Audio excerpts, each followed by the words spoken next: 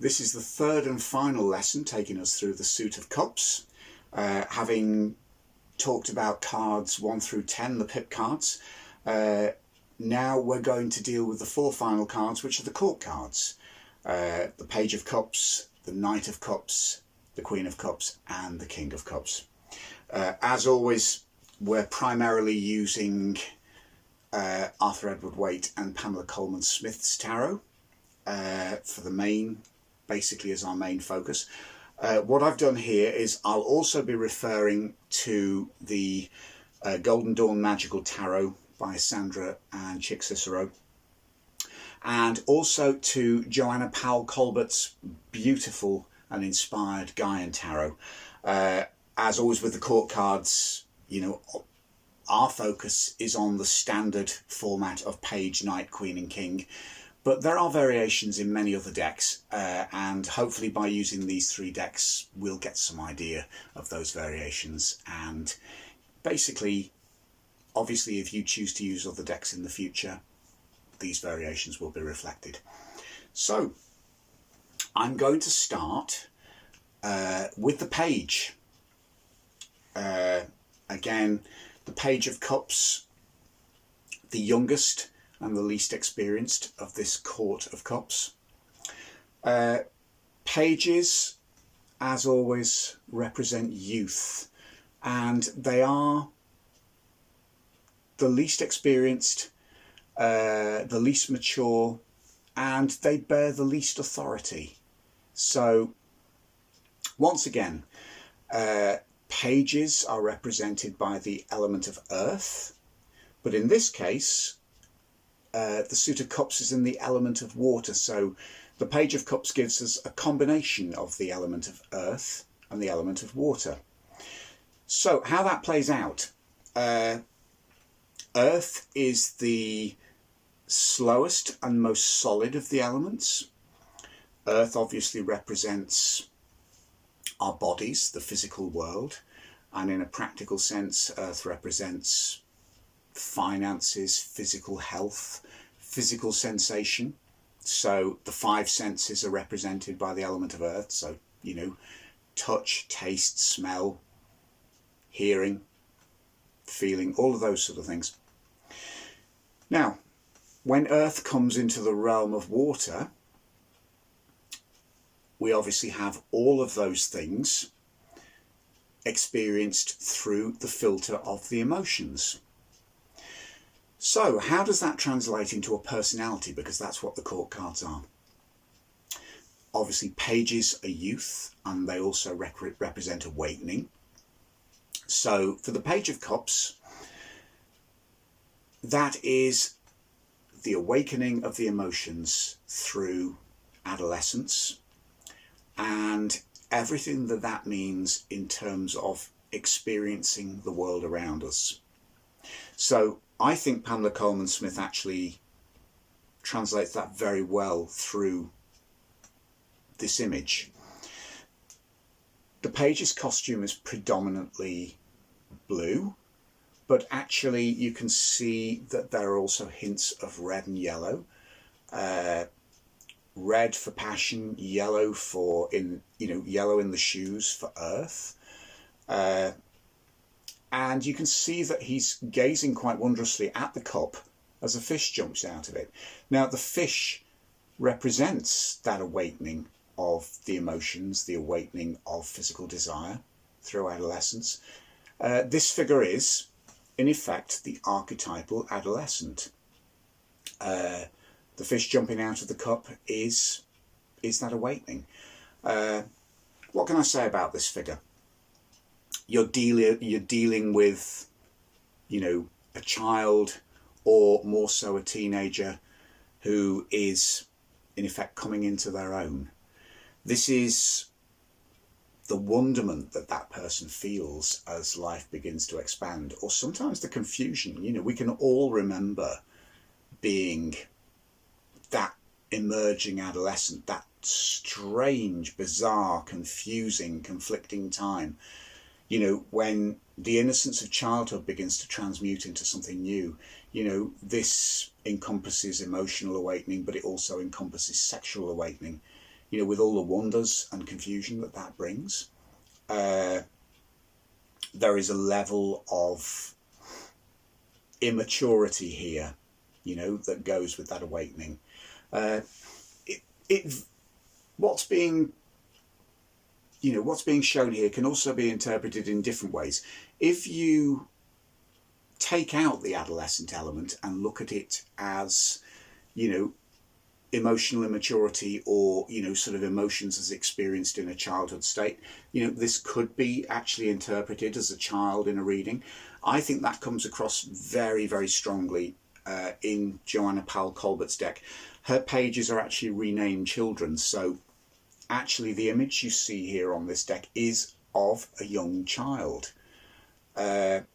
So yeah, I would say that this card, you could interpret this card as the whole gamut of emotional infancy, you know, going from childhood through to adolescence. Obviously that depends on what, you know, the context of the reading and your own intuition being triggered within a reading. You know, the Page of Cups, you know, or the Child of Water as it is here, does represent that gamut. But you are, I mean, interestingly, in the Golden Dawn, this figure is referred to as the Princess of Cups. Some people prefer this Golden Dawn system because, of course, there is more gender equality here. You have 2 female figures, 2 male. It's, I mean, if you look at a sort of medieval court, the princess would be the one that would have the least authority, ironically through misogyny, which is a great shame. But, you know, for our purposes, the symbolism still works within the tarot. So yeah, again, this is a youthful figure.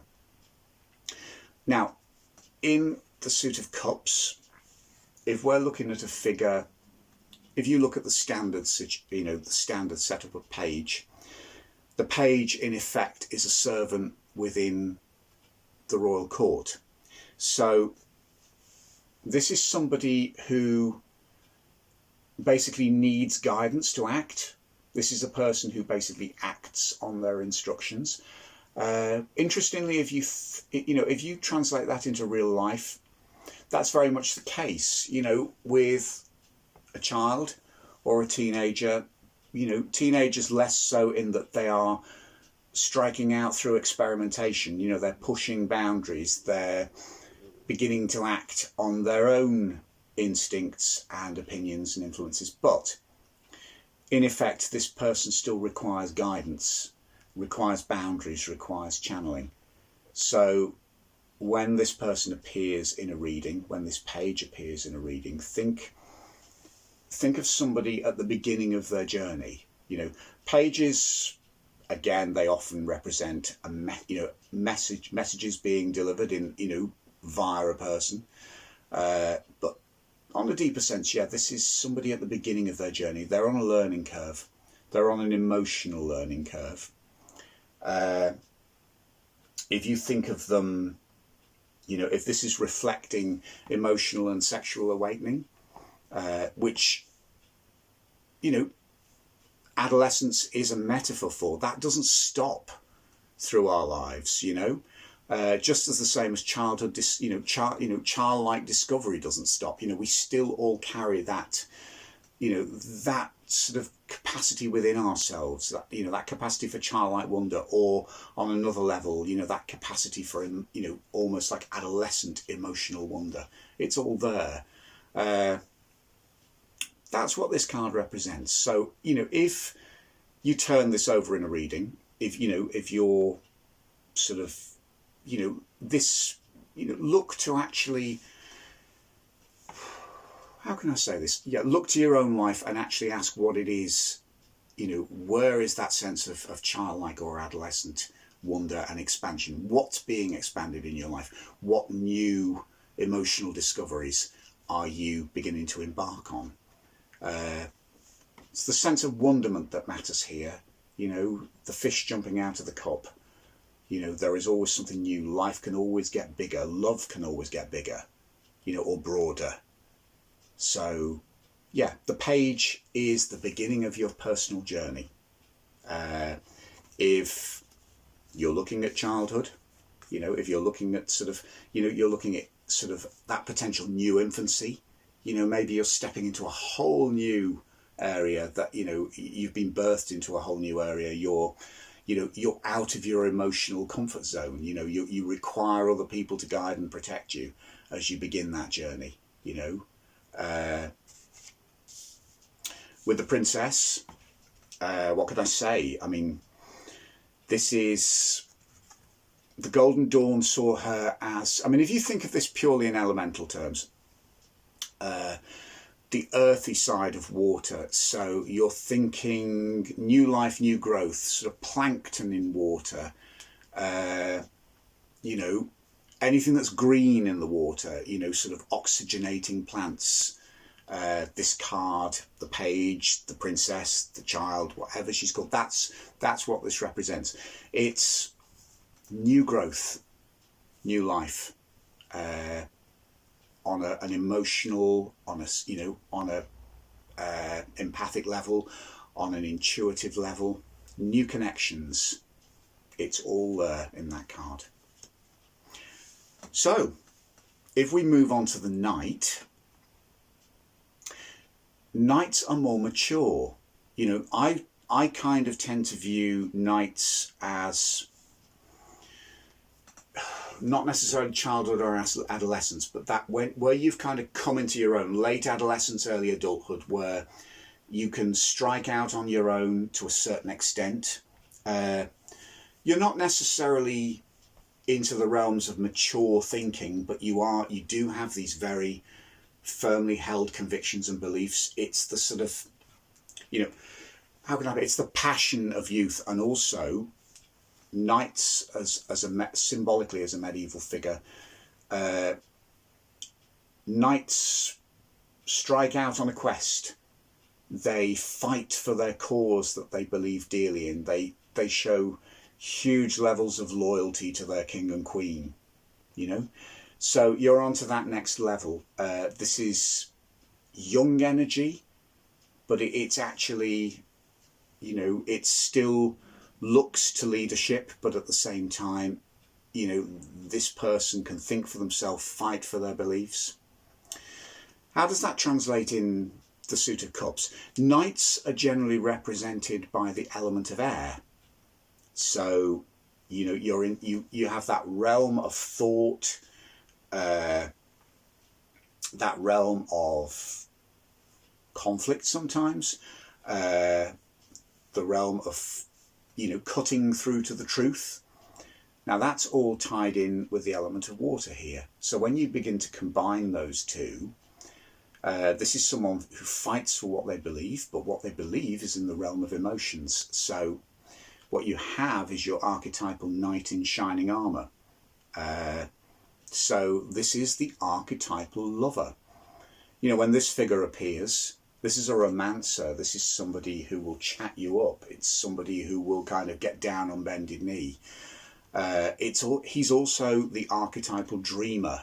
This is somebody, when the cup represents the intuitions, the ability to connect, dreams, aspirations.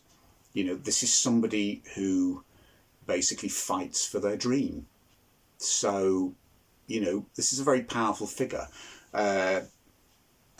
In terms of love and romance and sex, this is the archetypal knight in shining armour. This is somebody who is going to gently insinuate themselves into your life and sweep you off your feet. This is the kind of person that you dream of, for that walking off into the sunset ending. A very powerful lover figure, a very powerful romantic figure. I would say quite similar in the Golden Dawn tradition, the prince, the shining prince. So, again, this figure represents the same thing. It's interesting when you look at a deck like the Gaian Tarot. Here we have the explorer of water, So this is somebody who is riding the crest of their, sometimes turbulent emotions. If these cards appear in a reading, it's, you're then looking, you're looking at who do they reflect in my current, my current past, or past spheres. We've all come across characters like this. And the important question as well when these, when a card like this turns up in a reading is, where am I in this card? How does this reflect me? How does this reflect my current relationships or my current desires? What I didn't mention was, if you look at the dark aspect of these cards, going back to the page, if we reverse the page or look at this dark aspect, this represents emotional immaturity, the dark tantruming side of adolescence or childhood can very often be reflected in this page. If you look at the dark aspect of the Knight, this is potentially somebody who is, emotionally manipulative, or, in a relationship is, using you, somebody in a relationship who is, chatting you up to use you, or not necessarily being honest, a lot to explore in that. What else can I say about the Knight, the dark side of the Knight? Somebody who is not emotionally transparent. The upside of this is this Knight wears his heart on his sleeve.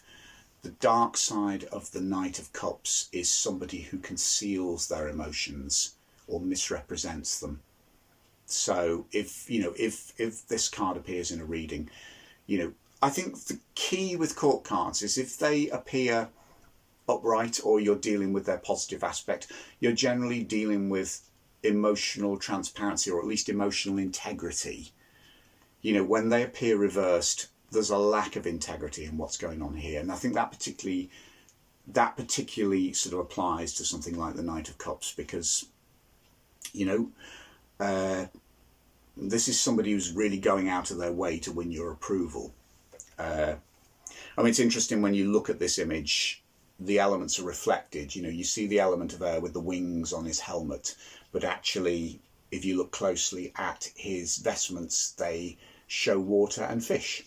And it's interesting again with the Page of Cups, because I don't quite know, the blue vestments that he's wearing also show flowers, which look quite like tulips. Now they're white and red, which again picks up on another theme that runs through this deck of red and white. White representing purity, red representing passion.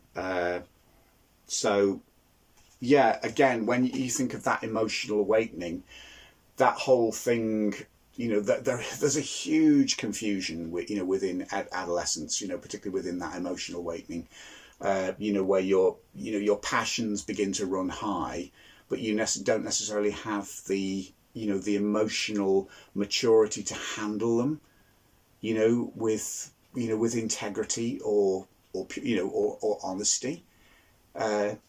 So yeah, there's a whole lot of things going on. One of the things I would say is just, again, over and over again, particularly when you're working with the Rider-Waite deck, I found there's layer upon layer within the symbolism. Look at the clothes, look at what they're wearing, look at the expressions on their faces. Even in this case, look at the colour of their shoes. It will very often give you an extra layer of meaning. The Page has a look of wonderment on his face in this card. The Knight is staring very resolutely and steadfastly ahead as he moves forward. There's a single-mindedness going on in that, which we've talked about already. In terms of their setting, the Page this is another of what we've referred to as Pamela Coleman Smith's stage cards. He actually looks as if he's standing on the stage with the backdrop of the water. But the inference here is this is very much on solid ground, with the sort of turbulence of the waters going on around him. So, this is somebody who has yet to strike out into the realm of water and into his emotions, and is kind of just experiencing them as they approach.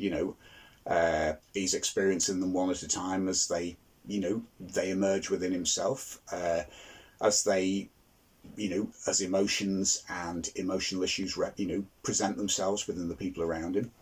It's different with the knight. The knight is, if you look, the knight is about to cross a river. He's on one shore, and presumably looking at this, the river is in front of the horse. As it curves round, he is going to cross that river.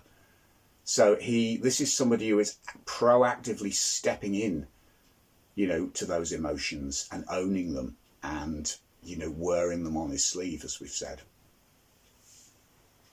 So, as we move up the scale of maturity, we've gone from childhood through to adolescence to, the ownership of, the emotional ownership of young adulthood. The next two cards represent emotional maturity and authority in both their masculine and feminine sense. The page and the knight are subservient figures. The next two figures, the queen and the king, are authority figures. We'll take the queen first. The female authority figure within the realm of the emotions and the realm of water, the Queen of Cups. Visually, this woman is on a throne and she's right at the water's edge.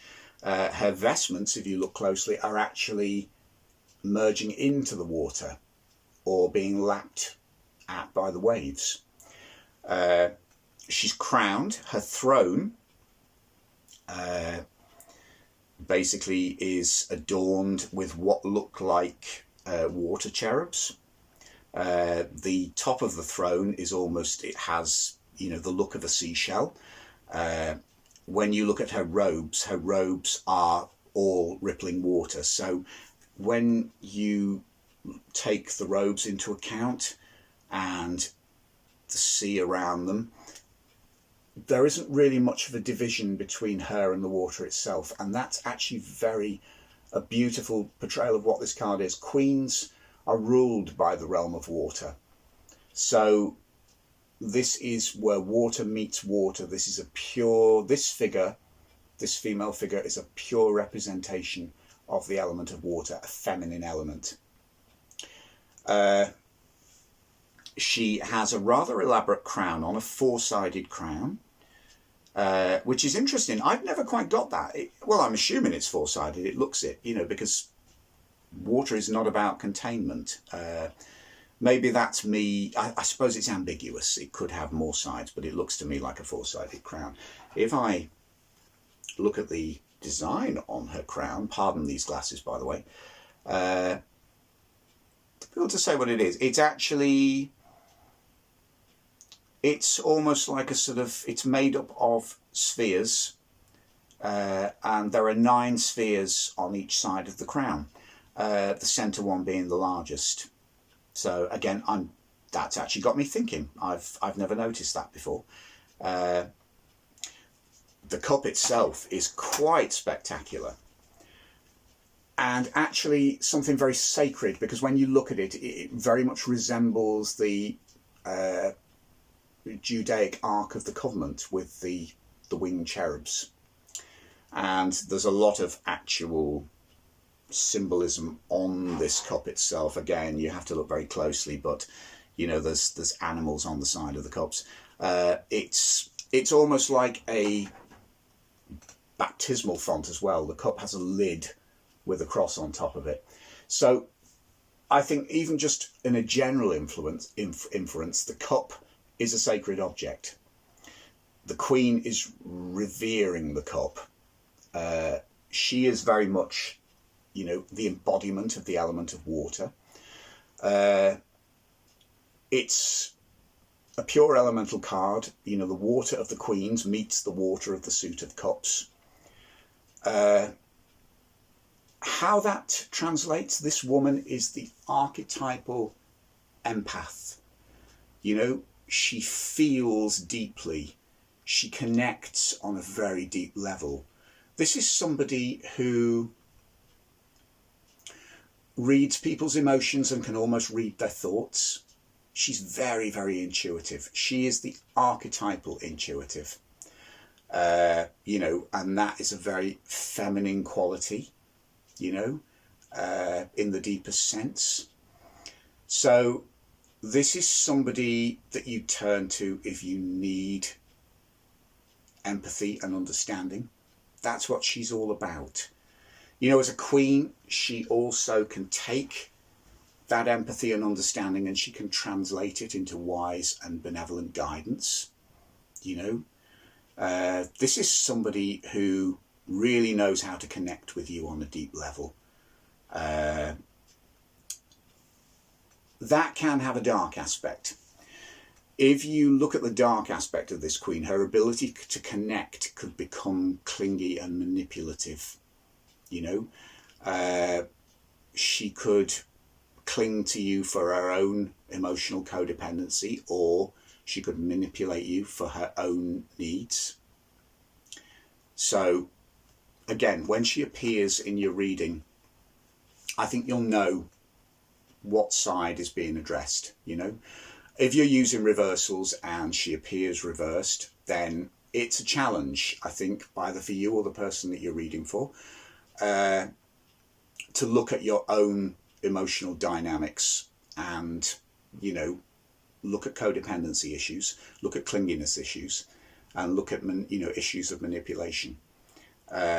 If she appears upright, or you're actually, you know, you intuitively you feel it's talking to the positive side, you know, this is somebody who connects deeply.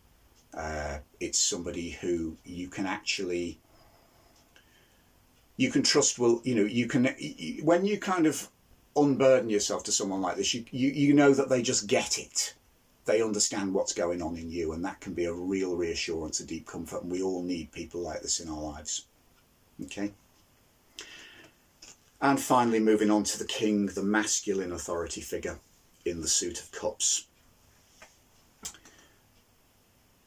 This is an interesting one. Kings are generally represented by fire.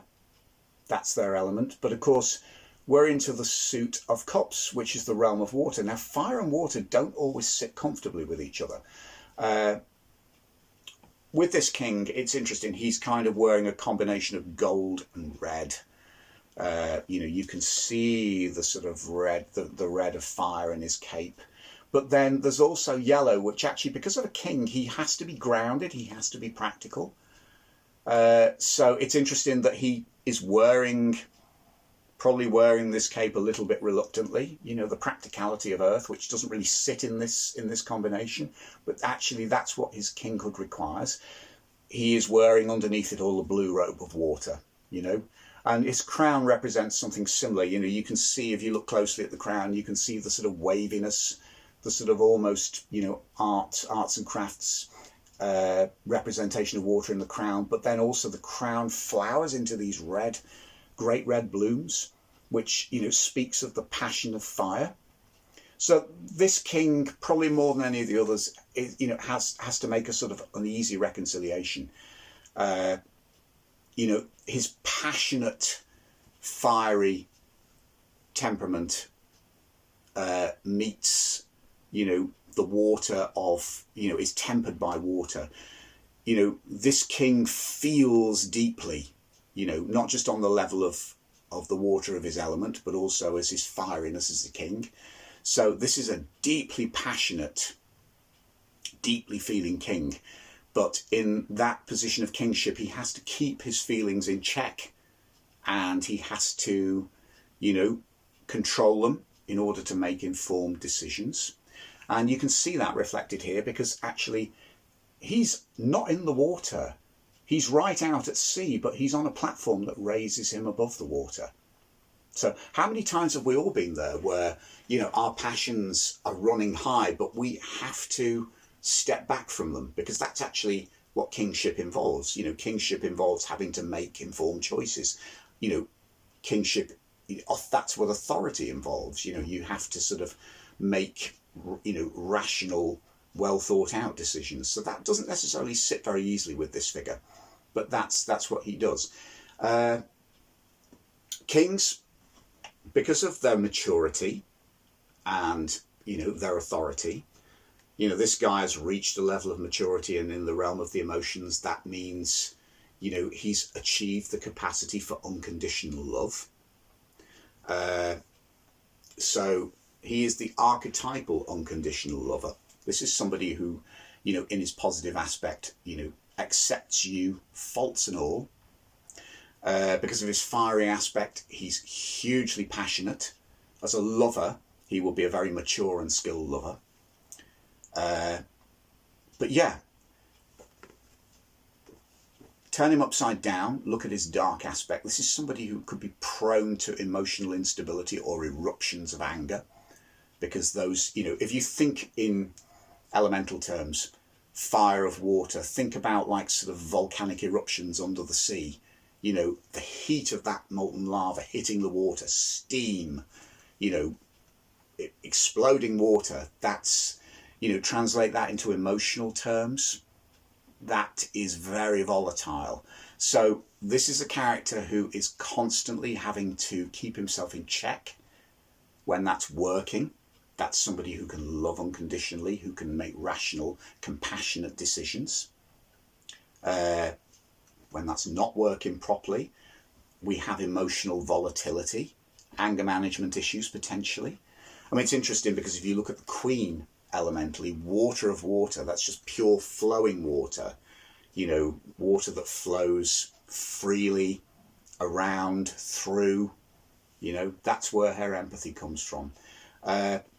Turn her upside down, I would say that flow is blocked. So you've got stagnancy, which leads to codependence, unhealthy neediness, manipulation, So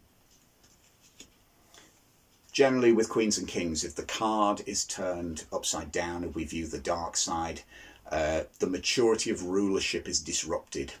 The authority principle becomes corrupted, or it becomes dysfunctional.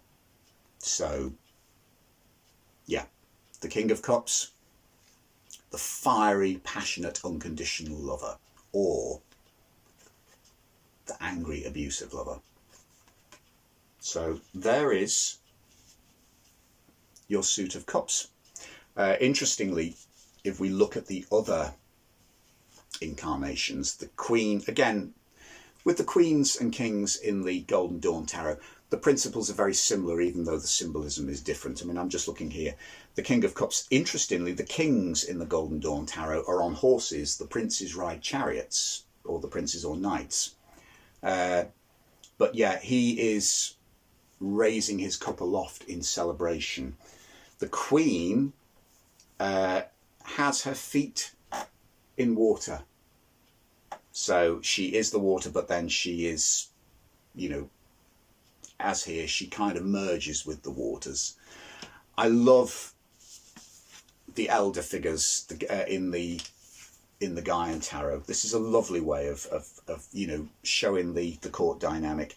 Queens in the Gaian Tarot, whether they're male and female, are guardians. They're nurturing, protective figures. So in this figure, you can see this guardian in the water, but surrounded by fish, turtles. She's pouring water from a shell into the sea, which I think is just a beautiful metaphor of connection and merging. As it happens in the Suit of Cups, these figures are female for the guardian, male for the elder. So it reflects that in the gender in the Rider Tarot, but it's nice that in other suits that's flipped over. So it just reminds us that even with the Rider, if you draw a queen in a reading, it doesn't necessarily mean to say that is dealing with a female figure. You're just dealing with a feminine energy. And likewise with the king, it can represent a woman, but you're dealing with kind of more traditionally masculine, rational energies, or shaping energies, ruling energies. Maybe not the right words, but hopefully you'll get the gist anyway. In the Gaian Tarot, you see the elder of water is basically on a lake, is rowing. And you've got that sort of sunset energy, the fire of the sun showing through there in the colours, which I think is nice. So So there we have it. That's our conclusion to the suit of cups with the court cards. That's by no means exhaustive. I've probably missed things, and you may even disagree with some of the interpretations I've made. What I would say is, and I've said this before, I'll say it again. This is a touchstone for you to go and to explore the symbolism of these cards themselves, through personal meditation and also through your readings. I hope that's been helpful, and in the next lesson we'll begin our journey through the Suit of Pentacles. If you've enjoyed this lesson and found it helpful, please hit the like button, share it with your friends, and subscribe to my channel to find out when I share new videos or go live. You can also find me on Instagram at Chris Butler Artist, on Twitter at Butler Tarot, and on Facebook at The Sacred Tarot. Thanks for watching, and see you next time.